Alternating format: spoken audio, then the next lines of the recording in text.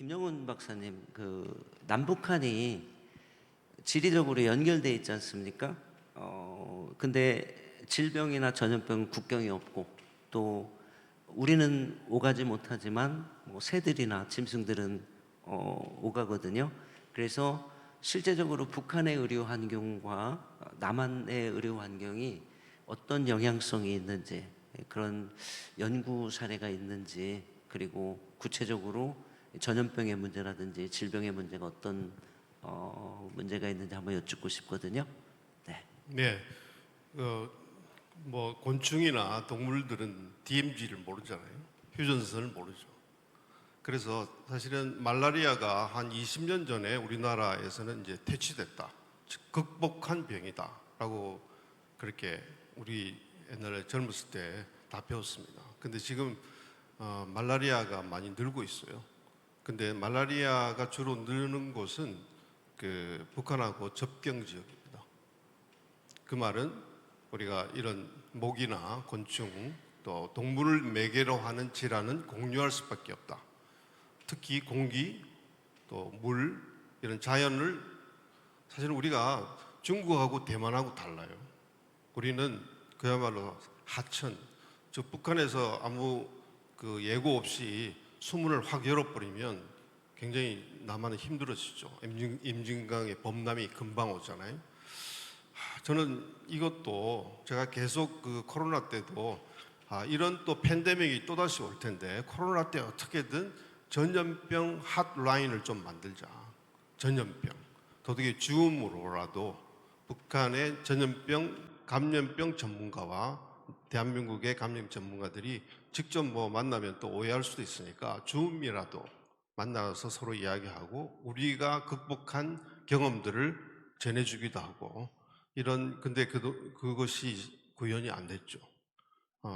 그러니까 북한이 경험하고 있는 질환의 상당수는 우리도 경험할 수밖에 없다. 그리고 북한은 지금은 우리하고 좀 다른데요. 영양 결핍이 너무 많죠. 정상인 건강 성인의 약 80%가 우리 기준으로 보면 다 영양 결핍 상태다. 또 산모나 가임 여성이 건강해야 건강한 아이를 출산할 텐데 사실은 약 90% 이상이 빈혈과 영양 결핍 상태에 있다. 그리고 북한의 어린아이들은 지금 특히 5세 미만의 영아 사망률은 우리의 16배입니다. 16배. 잠비아보다도 더 높아요. 그리고 북한의 아이들 여러분 평균이 20cm가 작습니다. 평균 20cm. 20cm뿐만 아니라 이 뇌의 기능, 뇌의 성장에도 어려움이 있어요. 그런 것들이 이렇게 갈라져 있고 또 감염병을 공유할 수밖에 없지만 우리가 전혀 교류가 없는 상태죠. 그래서 또 북한에 지금은 우리나라가 OECD 국가에서 결핵 1위입니다. 여러분 대한민국이 1등 하는 게 여러 개 있는데 결핵 1등이에요. 그런데 북한은 전 세계 중에서 가장 에베레스트고 다른 나라는 전부 지금 백두산 정도라고 할 수 있어요. 그 정도로 차이가 많죠. 인구 10만 명당 약 지금 현재 700명이 넘어가고 있거든요. 북한의 결핵 숫자가.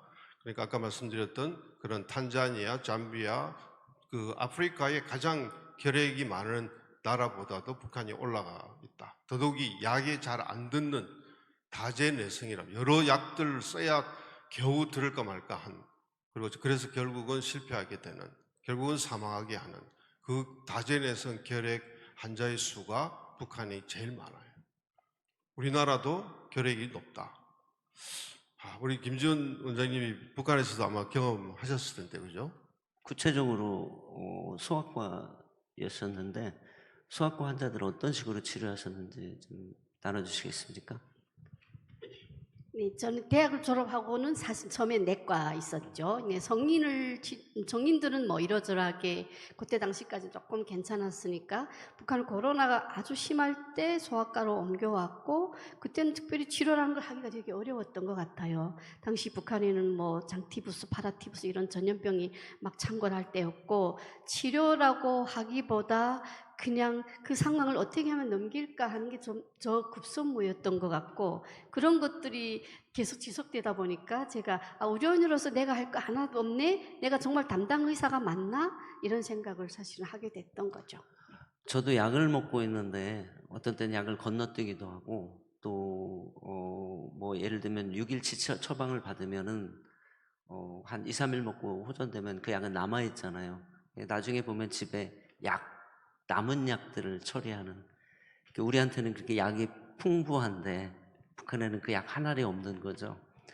우리 김영훈 박사님 얘기를 듣다 보니까 그 작은 연못이라는 노래가 생각나네요.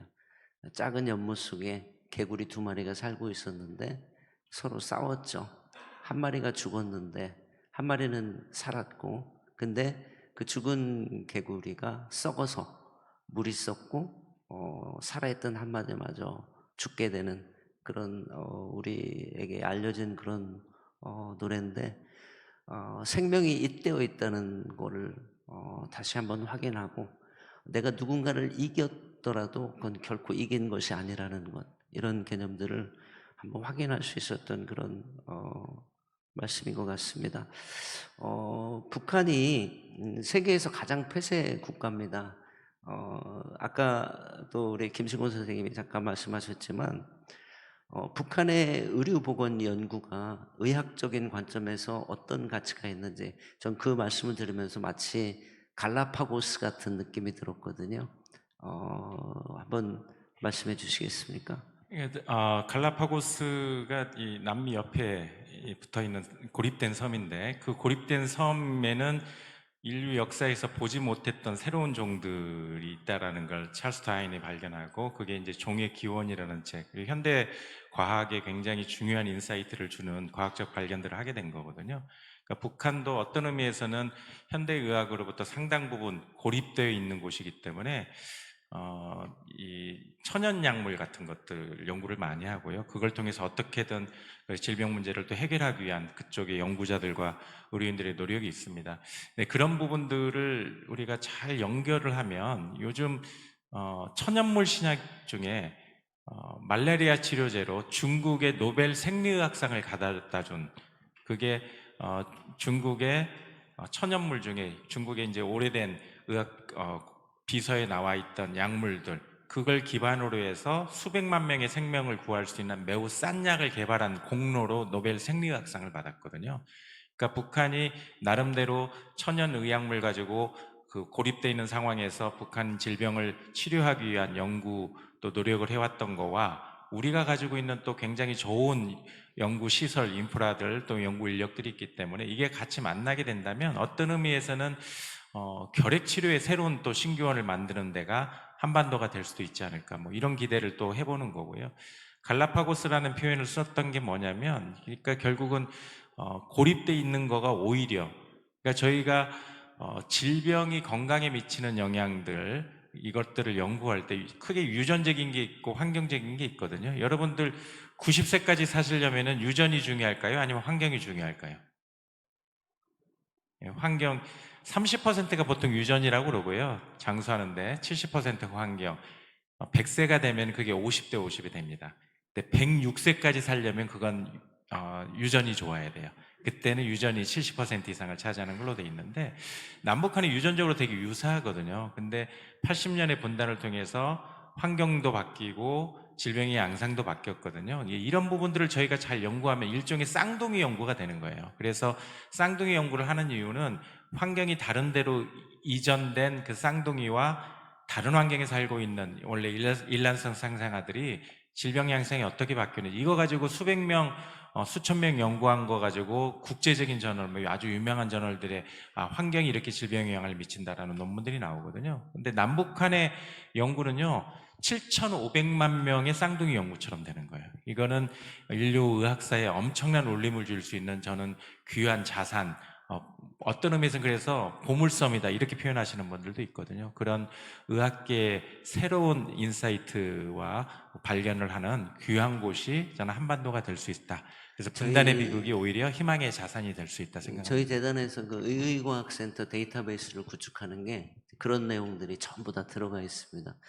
실제적으로 되고 있죠. 지금 김시곤 박사님이 그 연구를 하고 있고 말씀을 듣다 보니까 노벨상까지 가능하지 않을까요? 저는 개인적으로 이 꼭지가 우리나라가 노벨상을 받는 가장 빠른 방법이 아닐까라는 생각을 가지고 있습니다.